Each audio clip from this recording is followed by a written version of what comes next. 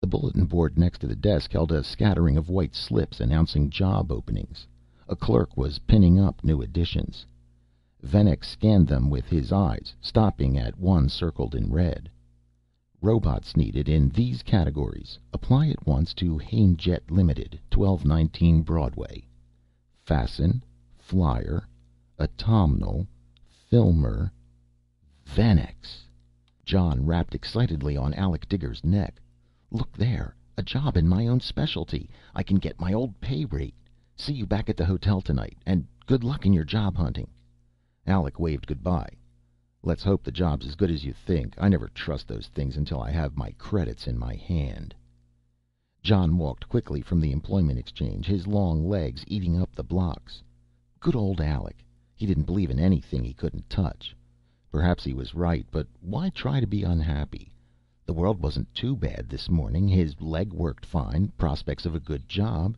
He hadn't felt this cheerful since the day he was activated. Turning the corner at a brisk pace, he collided with a man coming from the opposite direction. John had stopped on the instant, but there wasn't time to jump aside. The obese individual jarred against him and fell to the ground. From the height of elation to the depths of despair in an instant, he had injured a human being. He bent to help the man to his feet, but the other would have none of that. He evaded the friendly hand and screeched in a high-pitched voice, "Officer! Officer! Police! Help! I've been attacked by a mad robot! Help!" A crowd was gathering, staying at a respectful distance, but making an angry muttering noise. John stood motionless, his head reeling at the enormity of what he had done. A policeman pushed his way through the crowd. "Seize him, officer! Shoot him down! He struck me! Almost killed me!" The man shook with rage, his words thickening to a senseless babble. The policeman had his .75 recoilless revolver out and pressed against John's side. "This man has charged you with a serious crime, grease can. I'm taking you into the station to talk about it." He looked around nervously, waving his gun to open a path through the tightly packed crowd. They moved back grudgingly with murmurs of disapproval. John's thoughts swirled in tight circles. How did a catastrophe like this happen? Where was it going to end? He didn't dare tell the truth. That would mean he was calling the man a liar. There had been 6 robots power-lined in the city since the first of the year. If he dared speak in his own defense, there would be a jumper to the street lighting circuit and a 7th burnt-out hulk in the police morgue. A feeling of resignation swept through him. There was no way out. If the man pressed charges, it would mean a term of penal servitude, though it looked now as if he would never live to reach the court. The papers had been whipping up a lot of anti-Roby feeling. You could feel it behind the angry voices, see it in the narrowed eyes and clenched fists. The crowd was slowly changing into a mob. A mindless mob as yet, but capable of turning on him at any moment. "What's going on here?" It was a booming voice with a quality that dragged at the attention of the crowd. A giant cross-continent freighter was parked at the curb. The driver swung down from the cab and pushed his way through the people. The policeman shifted his gun as the man strode up to him. "That's my robot you got there, Jack. Don't put any holes in him." He turned on the man who had been shouting accusations. "Fatty here is the world's biggest liar. The robot was standing here waiting for me to park the truck. Fatty must be as blind as he is stupid. I saw the whole thing. He knocks himself down walking into the Roby, then starts hollering for the cops." The other man could take no more. His face crimson with anger, he rushed toward the trucker, his fists swinging in ungainly circles. They never landed. The truck driver put a meaty hand on the other's face and seated him on the sidewalk for the second time. The onlookers roared with laughter. The power lining and the robot were forgotten. The fight was between 2 men now. The original cause had slipped from their minds.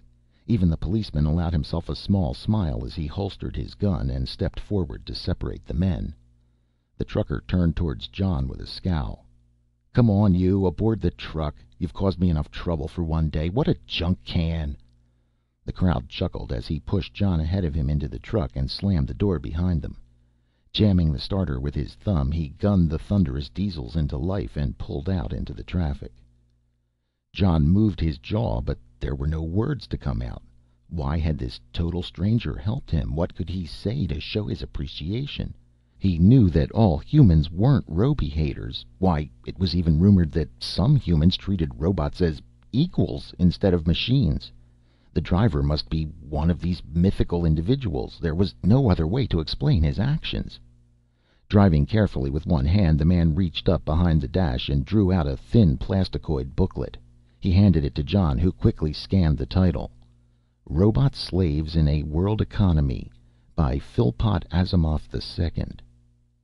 If you're caught reading that thing, they'll execute you on the spot. Better stick it between the insulation on your generator. You can always burn it if you're picked up. Read it when you're alone. It's got a lot of things in it that you know nothing about. Robots aren't really inferior to humans. In fact, they're superior in most things. There is even a little history in there to show that robots aren't the first ones to be treated as second-class citizens.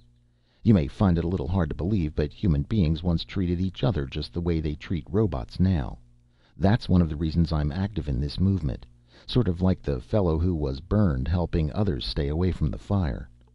He smiled a warm, friendly smile in John's direction, the whiteness of his teeth standing out against the rich ebony brown of his features. I'm heading towards US 1. Can I drop you anywheres on the way? The Chain Jet building, please. I'm applying for a job. They rode the rest of the way in silence.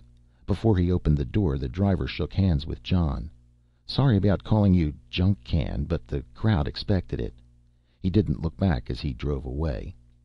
John had to wait a half an hour for his turn, but the receptionist finally signaled him toward the door of the interviewer's room. He stepped in quickly and turned to face the man seated at the transplastic desk, an upset little man with permanent worry wrinkles stamped in his forehead. The little man shoved the papers on the desk around angrily, occasionally making crabbed little notes on the margins. He flashed a bird-like glance up at John. Yes, be quick. What is it you want? You posted a help wanted notice. The man cut him off with a wave of his hand. All right, let me see your ID tag. Quickly, there are others waiting. John thumbed the tag out of his waist slot and handed it across the desk. The interviewer read the code number, then began running his finger down a long list of similar figures. He stopped suddenly and looked sideways at John from under his lowered lids. You have made a mistake. We have no opening for you. John began to explain to the man that the notice had requested his specialty, but he was waved to silence. As the interviewer handed back the tag, he slipped a card out from under the desk blotter and held it in front of John's eyes. He held it there for only an instant, knowing that the written message was recorded instantly by the robot's photographic vision and eidetic memory.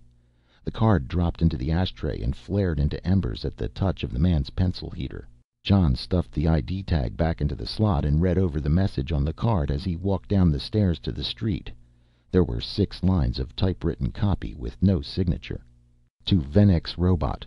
You are urgently needed on a top-secret company project. There are suspected informers in the main office, so you are being hired in this unusual manner. Go at once to 787 Washington Street and ask for Mr. Coleman.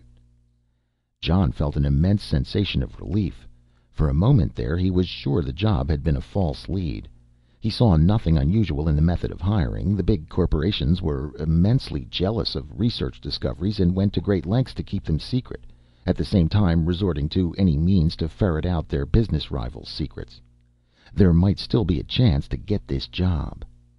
The burly bulk of a lifter was moving back and forth in the gloom of the ancient warehouse, stacking crates in ceiling-high rows. John called to him. The robot swung up his forklift and rolled over on noiseless tires. When John questioned him, he indicated a stairwell against the rear wall. Mr. Coleman's office is down in back. The door is marked.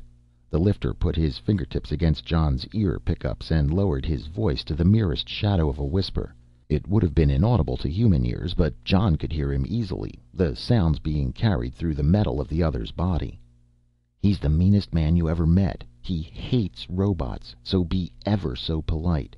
If you can use "sir" 5 times in one sentence, you're perfectly safe. John swept the shutter over one eye tube in a conspiratorial wink. The large mech did the same as he rolled away. John turned and went down the dusty stairwell and knocked gently on Mr. Coleman's door. Coleman was a plump little individual in a conservative purple and yellow business suit. He kept glancing from Jon to the Robot General catalog, checking the Venex specifications listed